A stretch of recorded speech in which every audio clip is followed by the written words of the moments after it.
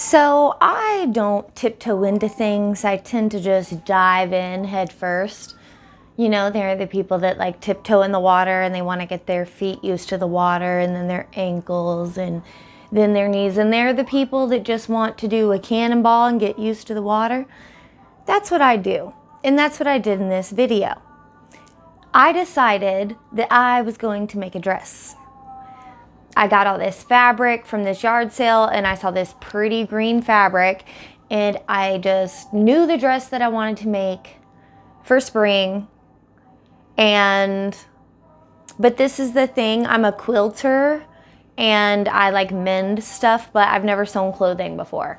So I feel like it was a little bit ambitious for my first garment ever to be the dress that I chose to make, because I didn't have a pattern. I didn't have the pattern for the dress I wanted.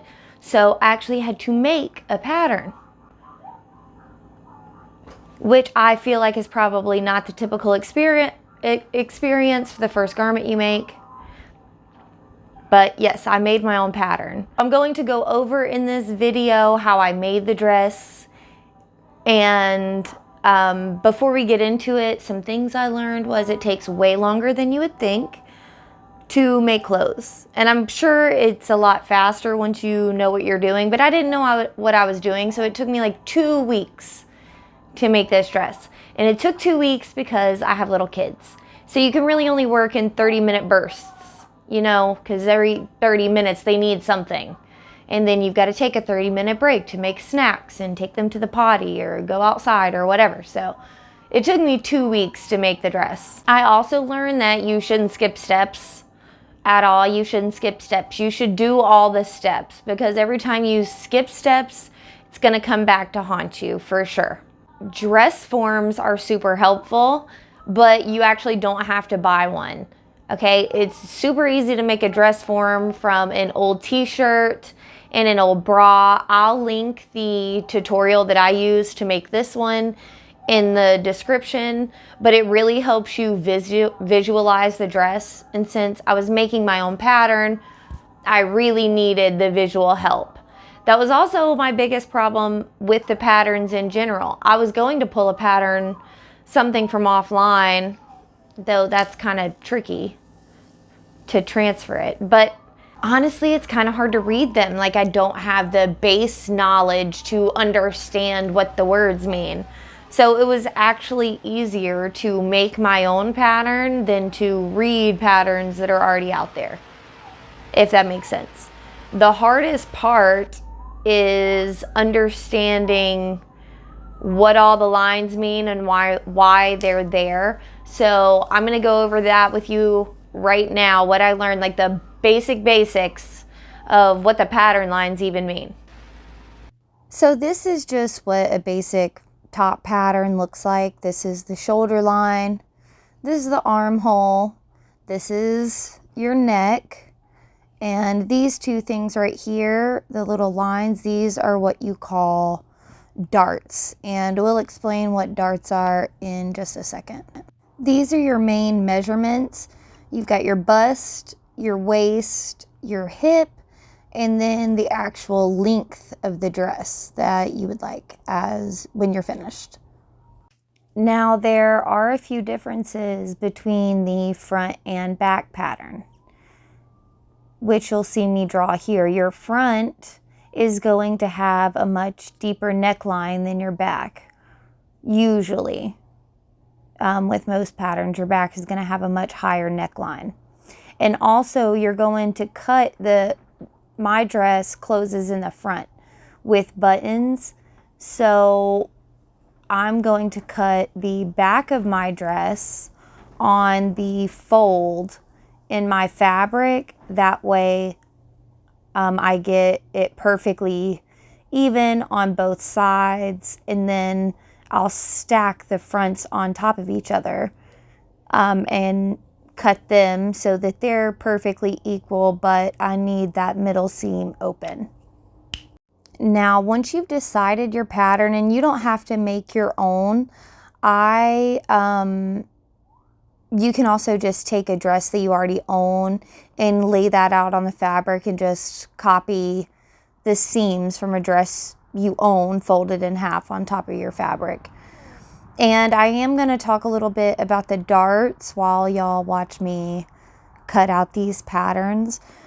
What darts are there are spaces in your dress. For example, under your bust, there's a space in the fabric because you have less space around your waist than you do in your bust. So to bring the dress in, leaving fabric for your bust, but shortening the amount of fabric around your waist or your back or wherever you're placing the dart, you create darts. Now, I'm about to show you me drawing a dart right here.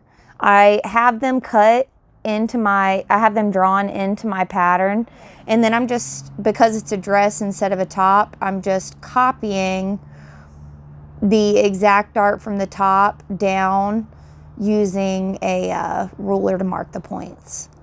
And where to place darts you can find out from, there's a ton of videos on how to make your own top pattern and where to place darts and stuff. This is my very first dress, so if you're going to learn that technique, I suggest watching videos specifically on adding darts to clothes.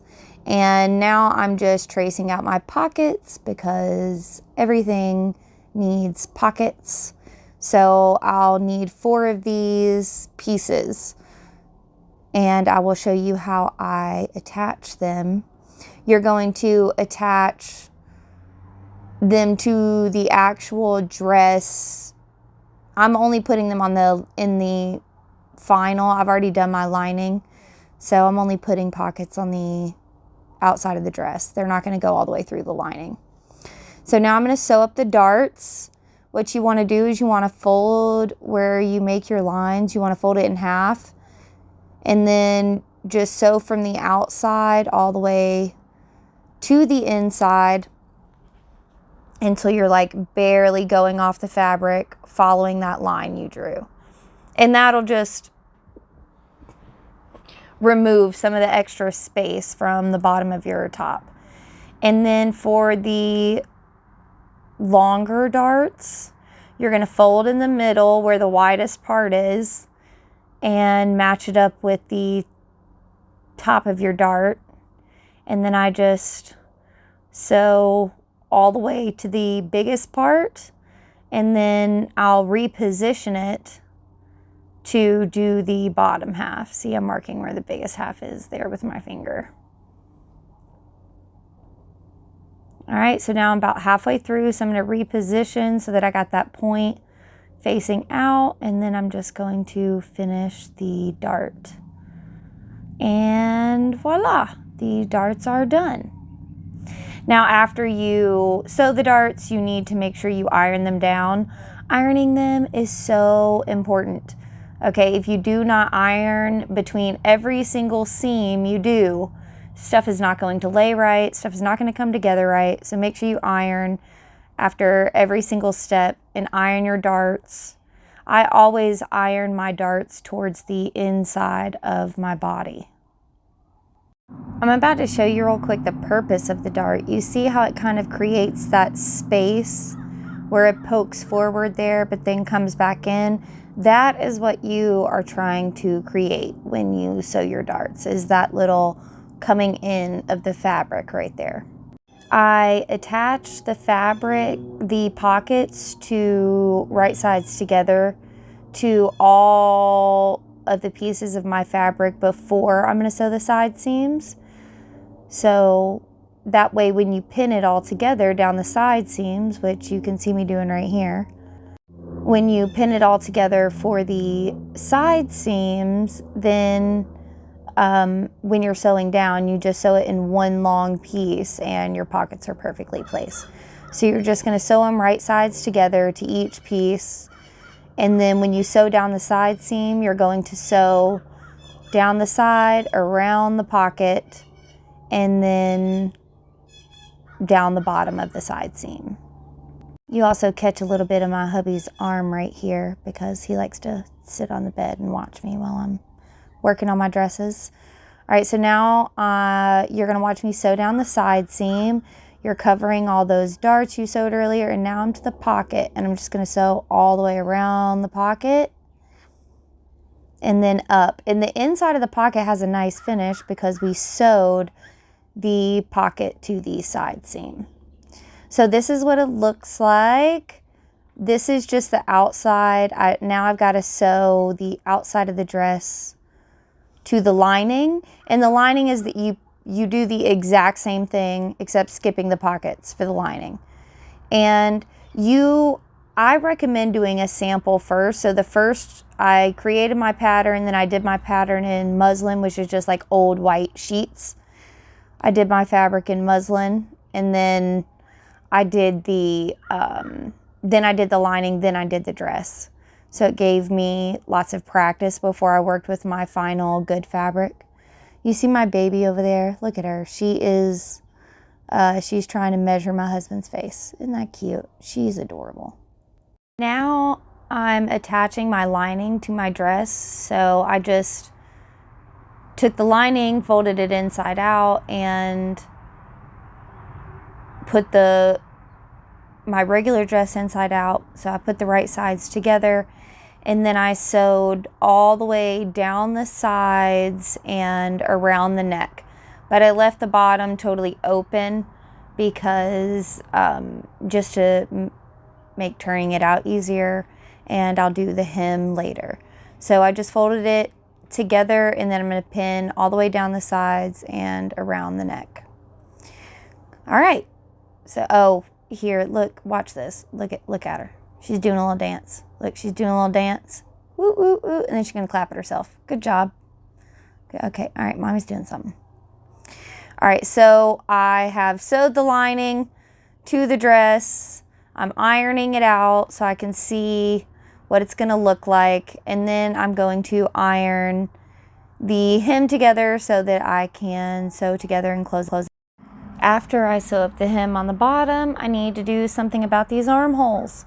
So what I'm going to do is I'm going to use bias tape to cover the armholes. This is bias tape, and it's just pre-cut and folded, and you attach it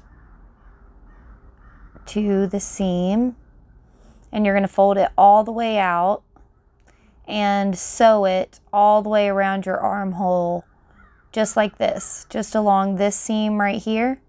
And then after you sew that, you'll fold it down and top stitch it on the other side. So that's what we're going to do now.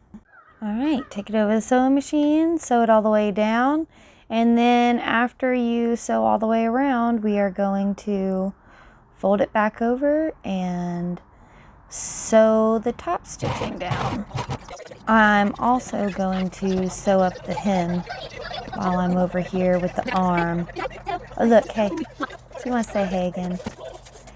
All right, so now I'm going to sew the hem. I've got the bias tape sewn on the armholes. Now I'm sewing up the hem. You see how this is like the 17th thing I'm wearing doing all of this? That's because this took forever. So now I am ironing it so that I can sew my buttonholes and my buttons. I sew my buttonholes by hand using a basic top stitch because I do not have a buttonhole presser foot on my sewing machine. So the buttonhole sewing also took multiple days because I needed big buttons, and doing this by hand took a long time. Plus I had to practice several times before I did it on my dress, but they came out looking great. And now I've just got to sew the buttons on. And my buttonholes are all done. And time for the buttons. Attach the buttons in the exact same place on the other side than you did the buttonholes. And I always hide my thread in my lining, and then my dress is totally done. And it came out looking pretty good. And this is what the dress wound up looking like. I really like it. It's the perfect length. I can never find dresses that are exactly the right length, especially not with pockets. and it came out great. So I'm super happy, especially considering this is the first one I've ever made, and it's actually something I would wear in public. So very, very, very, very, very happy with it. What you guys think?